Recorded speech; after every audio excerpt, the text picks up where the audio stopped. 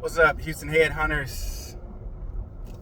This is Dr. Sam Demond Simeon, aka the head ball coach, aka the Hall of Famer, aka the league, the all-time league leading receiver. Just kidding. Hey man, I wanted to do this video. Actually, I did a video last week, but I ran out of time. That's how much I was talking in that video. So I'm gonna try to. My phone only allows me to do 20 minutes and 30 some seconds. But I'm trying to make this as quick as possible. This is gonna be a 3-game recap because last week I did recap on 2 games, which was the Fort Worth game, Minnesota game as well. And I did talk about ACA a little bit. So now I got to talk about Fort Worth, Minnesota, and LA. All right, so let's get to it. Let's start off with the Fort Worth game. Fort Worth game, man, I think we did pretty well. I'm gonna say we did great in that game because we held their running back, which is a good running back, J.Z. Bacon. He didn't run all over us like he's been doing throughout the season. So kudos to the defense for that. And I must say that our defense, man, is pretty great. We got a pretty good defense on this ball club. That front 7, man, we basically buckled down and stopped allowing teams, to rush all over us as we did in week 1 and in week 3, allowing teams to go over 150 yards rushing on us or so. I'm not sure how much Sioux Falls would have had, but I know that Indianapolis had like 240 yards rushing on us, which was ridiculous. One, we were in the 3-4 defense, and I ran a lot of man coverage out of that defense. Was trying to get some pressure through blitzing out of it, and it just didn't work for us. So let's go back to Fort Worth. Fort Worth game came down to the last drive of the game, where that we were in position, to win the ball game, and unfortunately threw a pass, and that pass became intercepted, and we ended up losing that game by 2 points. Was it 26-24 or something like that? Moving on to Minnesota. Minnesota was a hot team. They've been, listed as one of the best teams in the league, and we went into their place and stole one. Let's basically be blatant with it that team don't lose at home. That team had only lost 1 game at home prior to, Houston walking into that stadium. And I'm going to be honest with you guys, I didn't think we were going to win that game. I had a feeling that it would be close, and it's not that I doubted us, but that's a really great team.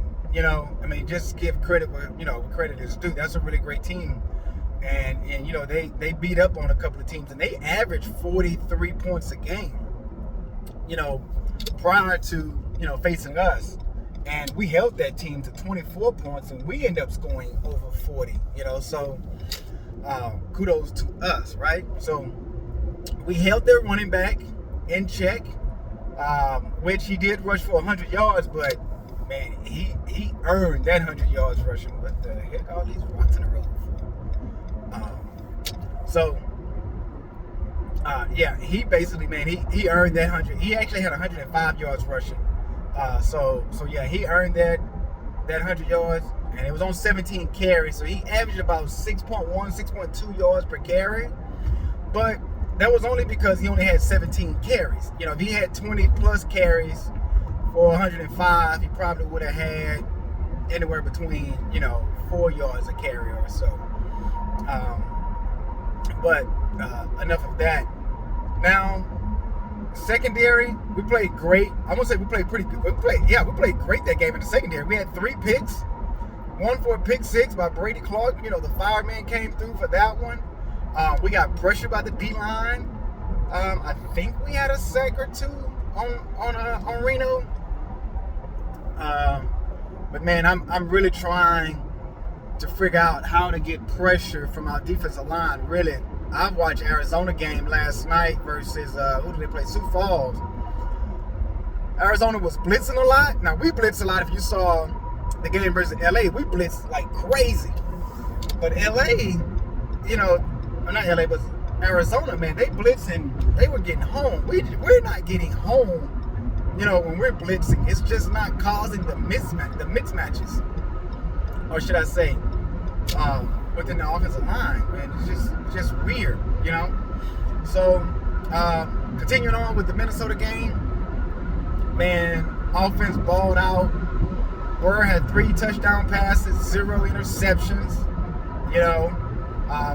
Had a QBR of 149. Had like 70% completion percentage. I think Burr was 17 of 23 passing or so, if I'm not mistaken. Not a bad day at the office, St. Green had a touchdown. Tiberius Bovine had a touchdown reception. Sim had a touchdown. Corky made some really big plays in the middle of the field versus Minnesota. And our running backs, I don't care what nobody say, man. I think we have the best running back tandem in the SFL. And Eddie mentioned it during our game that at times it is GP is our starter. Let's make that clear. GP Wells is the starter. But when I'm running Sims, I notice some things. And this is no knock on anybody, or anybody or whatever. And what I mean when I notice some things is that, well, let's just say for Minnesota, let's go back, we're on Minnesota, let's stick with Minnesota. So first, the Minnesota game, as I'm running Sims throughout the week, I'm having a hard time of deciding on which playbook I want to use, because this game does some weird things, such as it'll select 5 formations, 4 to 5 formations. It would only run formations. It would only run those 4 or 5 formations all game long. Sometimes it doesn't go into single back. We hardly ever see shotgun formations, right? Which is crazy. So versus Minnesota, as I mentioned before, that Minnesota has a really great defense. And I noticed when I was running Sims with GP as the starter, that versus Minnesota, GP was going down after the first contact. First hit, he probably would shove off one defender, and he'll go down once the second guy comes. Slap would break about 2 to 3 tackles or so, and then break off downfield. Now, let's understand this. GP, player height and weight, he's 5'9", and he weighs 200 pounds. Okay, so he's a smaller back. Slap, on the other hand, is 6 feet tall, and he weighs 210 pounds. So Slap is a little bigger back out of the two. So, yeah, he's going to break a whole lot more tackles than what GP is. But I believe that GP is the fastest out of the two, And I think that having both of these backs is a good problem to have, because I can mix it up, and see that, okay, well, GP is having a great game versus this defense, when I'm running Sims, and, I'll leave him as the starter. So now, also, in the playbook, I can switch GP and Slap in certain formations, right? To make sure that both guys are getting touches. So I don't want to have one guy on the bench and not touching the ball at all, So that's that. I do believe that we have the best running back tandem in the league, and I think that we are the only team that probably give both of our running backs and our fullback touches, throughout the game. As most teams I've seen that have 2 running backs, they basically stick with one running back throughout the entire game and just use the other guy, as the backup if the other guy is injured or so, or tired or whatever. Outside of that, let's get into LA. I'm right at 9 minutes or so in this video. LA, man, I had a great game plan going into that game. I'm going to be honest with you. I had a great game plan. And it came down to, I think, Thursday or so. I thought about something. I was like, hey, I noticed that a lot of other teams use the power I formation. Now, we remember when we played, I think, Alamo City, we used the power I way too much in that game. right? So, well, that was because I used a certain playbook that had the power I in that formation. So I said, okay, well, let me test it and see if it runs, that formation a lot, or will it call it only a few times or so? Because Vancouver runs it, Portland runs that play, and it only I did stats for Vancouver and Portland game on Saturday night, and I want to say Vancouver may have run the power I maybe 3-4 times at the most, But then I noticed when we ran it versus LA, we ran it way too much again. Now, I don't have a problem with the power I. I think that it takes away from your offense of calling other things. Like, we really didn't pass the ball that much, We ran the ball a whole lot, but we also had success running the ball, and I'm okay with that, when in the aspect of it, we're keeping the ball out of harm's way, right? So that's that there, man. But the game came down to the fourth quarter, and in the fourth quarter, man, we didn't bust a grape. Our defense looked tired in the fourth quarter. Sully Richardson basically had all day to throw at times. We didn't get a sack on him all game. Our secondary couldn't catch any interceptions. That was really weird. It was like, come on, man. Like, what's going on here? So yeah, man, that was that. And one possession, Dave Burr had all day to throw. Normally when a quarterback has all day to throw, a receiver would get open and the quarterback would throw it to him.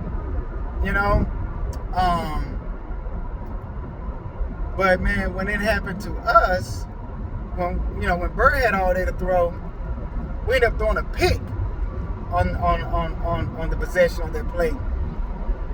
And then it came down, we got the last possession and we ended up throwing a pick. And that cost us the game there, man.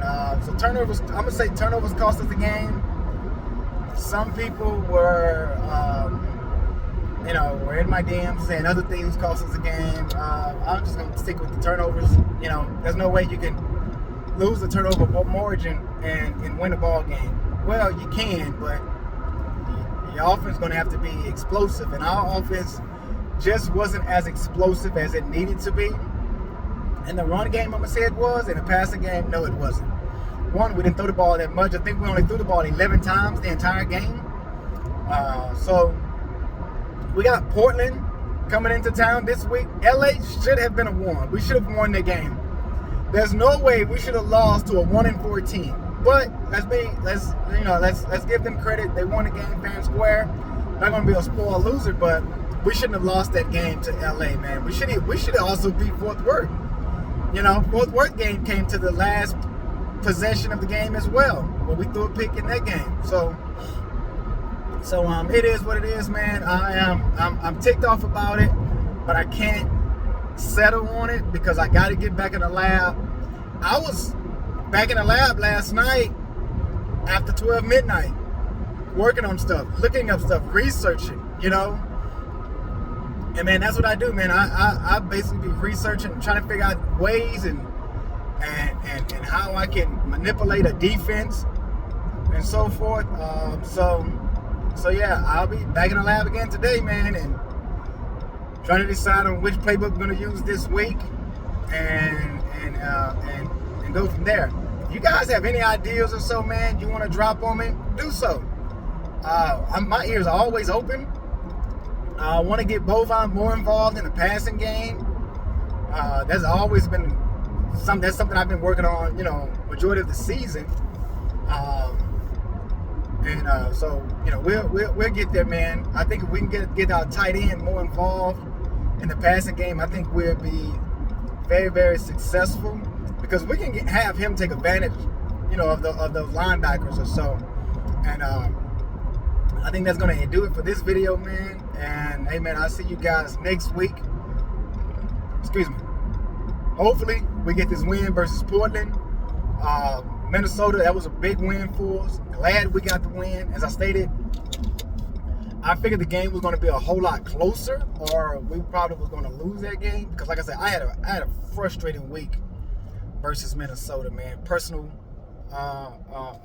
things going on in my life as well, and I really couldn't concentrate versus that week of Minnesota, man. It was just bizarre, very very bizarre. But hey, man, it just goes to show you what we can do, once we put the right game plan together. And defense, man, y'all keep balling out. Y'all keep doing what y'all doing in that versus the run game.